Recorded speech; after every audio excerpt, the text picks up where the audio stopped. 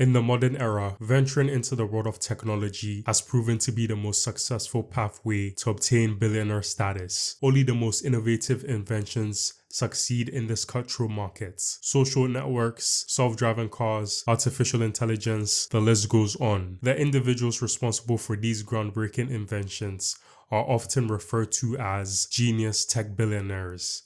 Not only are they praised for their ingenuity, but in some cases, they are even revered as gods. Naturally, it's common for most, if not all of them, to develop a massively inflated sense of self-worth. However, it's imperative that we don't let their egos go unchecked. Otherwise, this will only result in negative consequences that affect all of us and the earth. Allow me to explain. See, considering the fact that these tech billionaires have already hit it big once, it's natural for most people to assume that any other endeavor they decide to pursue will of course replicate their past success. However, this is rarely ever true. I am sure many of you are familiar with the term one-hit wonder, which is often associated with a musician who is known for only one successful record, but then no others. This term doesn't only apply to musicians, but also the so-called genius tech billionaires of our era. However, unlike the one-hit wonder musician, the one-hit wonder tech billionaire is a far more net negative to society. Not only do they have an abundance of money to waste, but they also have power. No one can tell them no. No matter how nonsensical or wasteful their ideas are, nobody is there to stop them. And after finding success in a previous endeavor, we can only expect for these tech billionaires to chase that success again. With that being said, there lies a problem. These so-called genius tech billionaires are only driven by greed. They don't have the betterment of mankind in mind, and this is evident in the sheer number of crappy and soulless products and services they try to sell to the masses. And when these endeavors predictably fail, regardless of how many were exploited, how much money was wasted, and how much damage was done to the earth, they face no consequences whatsoever. And as we all know, if bad behavior goes unpunished, it will only be repeated. In this video, we will be exposing the biggest one-hit wonder billionaire in tech history. So I'm just going to jump right in and say it. Mark Zuckerberg is not a genius inventor. Is he academically intelligent? I mean, he did go to Harvard. Is he business savvy? His net worth is literally over $200 billion. But is he the genius that everyone makes him out to be? Hell no. And I know that for some of you, that's a crazy statement. But I promise that as the video progresses, I will prove my claim to be true. But before we dispel the idea of Zuckerberg being a genius, it's imperative that we go back to the very beginning. Let's talk about Zuckerberg's magnum opus. On February 4th, 2004, a computer science major launched a social networking site known as the Facebook from his Harvard University dorm. This individual was, of course, Mark Zuckerberg. The purpose of the site was simple. It was designed to help university students connect with each other online. In its inception, access to the Facebook was only limited to Harvard students. However, after the platform gained success on the Harvard campus, its potential to become something special was undeniable. Therefore, the decision was made to expand into other universities. And as the site gained more users and traction, the Facebook soon caught the eye of investors. Subsequently, venture capitalist Peter Thiel would invest $500,000 into the company. With this new capital, Zuckerberg was able to recruit more engineers and expand the site's server infrastructure.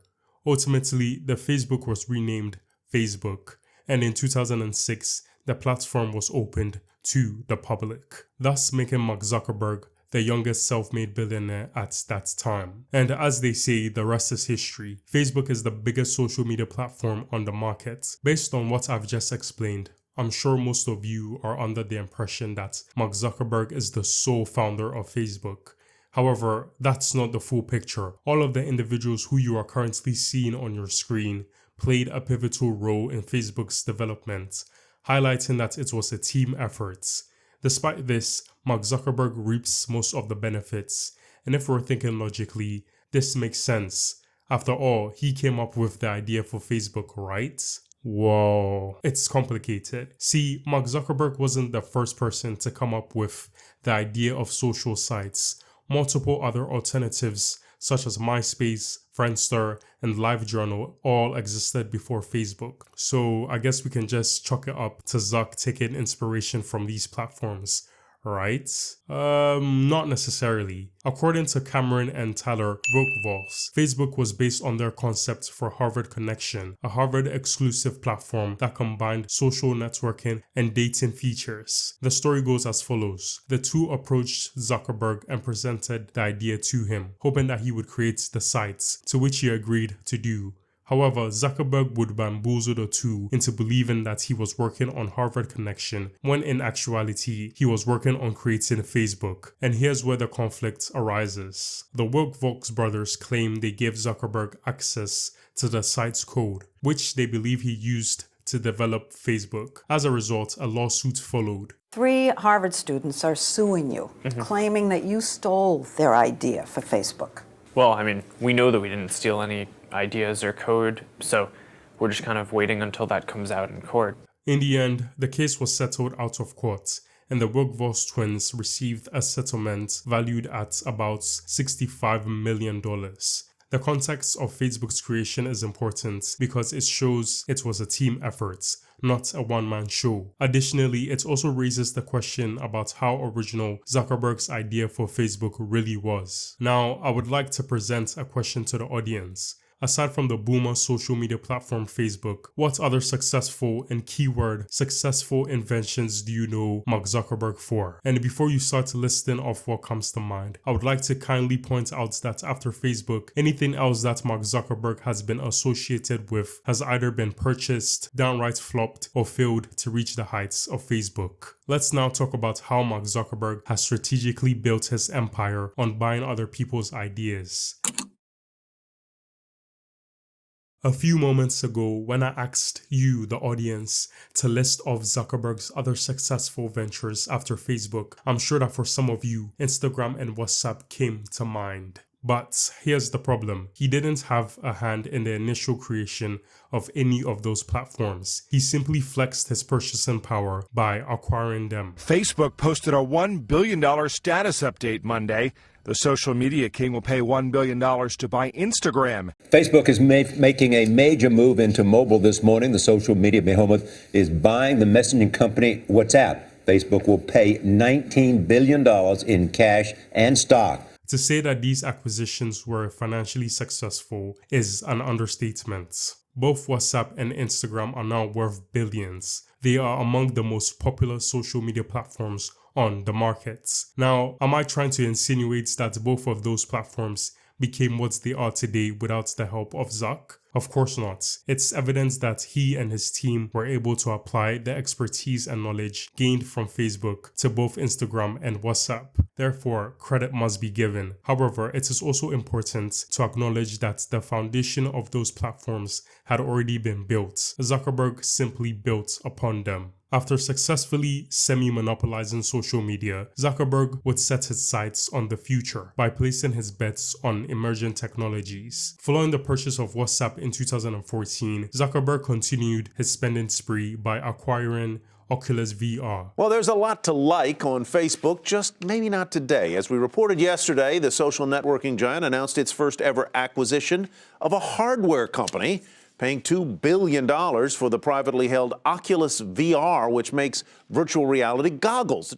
This laid the groundworks for his eventual descent into the world of augmented and virtual reality. The next platform and medium will be even more immersive, an embodied internet where you're in the experience, not just looking at it. And we call this the Metaverse. On October 28, 2021, Zuckerberg would make his boldest move yet. First, he announced a rebrand. Facebook Inc. would be scrapped, and each and every one of its apps and technologies would fall under a new company brand known as Meta. It was also announced that Meta would serve as the gateway for Zuck's next big venture, the Metaverse. The Metaverse draws major inspiration from social media. It's predicated on the premise of online interactions. However, there's a twist. Instead of socializing with people through a screen, users would be given the opportunity to immerse themselves in a computer-generated environment, interacting with others in real time. Once granted access to the metaverse, the sky was the limit. Each user would be represented by their own personalized avatar, and in this virtual world, users would be able to socialize, game, shop, and even work. With this technology, there would be no need to step outside. Everything imaginable could be achieved within this 3D world. Sounds awesome, right? Surely nothing could possibly go wrong, right? Spoiler alert, everything did go wrong. Zuckerberg's Meta launching a virtual reality game, Horizon Worlds, in France and Spain this week. And with that launch, this photo of Metaverse Zuckerberg himself in front of a virtual reality Eiffel Tower and what's supposed to be La Sagrada Familia in Barcelona. Now he's getting dragged on the internet for how ugly the graphics of this game are. Fortune calling it an international laughingstock, Slate labeling the look so stupid, and Forbes asking, does Mark Zuckerberg not understand how bad his metaverse is? On March 17, 2006, Meta announced that it was abandoning the Metaverse project, surprising many people given how heavily it had previously invested in and promoted it as the future of the company. I believe the metaverse is the next chapter for the internet. And it's the next chapter for our company too. And the metaverse is the next frontier, just like social networking was when we got started. But the metaverse ambition hasn't really materialized. So according to these sources at Zuck's Hawaii home in the last few weeks, they basically reviewed it and said the cuts need to be deeper in that unit. People like to attribute the failure of the metaverse to many factors, most noticeably the poor graphics of the 3D world. But in my humble opinion, the metaverse failed because, to put it simply, it was a horrible idea. Call me biased, but I'm glad the metaverse failed. Most of us are already addicted to screens. If the metaverse had been successful, it would have fueled a dystopian society, one in which people would become even more alienated and isolated. We expect to invest many billions of dollars for years to come before the metaverse reaches scale. In the end, the metaverse lost over $80 billion. Again, let me repeat, over $80 billion went to waste and absolutely no one blinked an eye. Life continued and Mark Zuckerberg moved on. Let's now talk about what I consider to be Zuckerberg's biggest cash grab yet. As this video has established, Zuckerberg is notorious for acquiring pre-existing companies and building upon them. However, in this situation, he decided to switch things up by collaborating with the eyewear brand Ray-Ban to introduce smart glasses to the market. And just as the name suggests, these aren't ordinary glasses. They can capture photos and videos, listen to audio, take calls, and they even have an inbuilt AI assistant and also a visual scanner. Although considered financially successful, I would argue that the Ray-Ban Meta smart glasses have failed to achieve widespread adoption. Question for the viewers. When you step outside of your house, how many people do you see wearing these? Actually wait, don't answer that question, because midway into scripting this video, I just had the revelation that maybe people are actually wearing them, but you and I are just unaware. Just like how these women are unaware that they are secretly being recorded without their consent. Maybe I got a question. Can I introduce myself to you, or beautiful?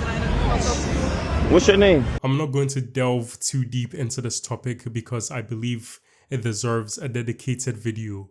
But for now, I think we can conclude that the Ray-Ban Meta smart glasses are another one of Zuckerberg's failures. And if we think logically, that's a good thing, because the few people who unfortunately wear these glasses use them for nefarious purposes. After failing on numerous occasions to replicate his past success, Zuckerberg returned to his roots. The social media giant Meta, which owns Facebook and Instagram, has officially launched its new app, Threads. The app will be linked to Instagram and is widely seen as a potential rival to Twitter.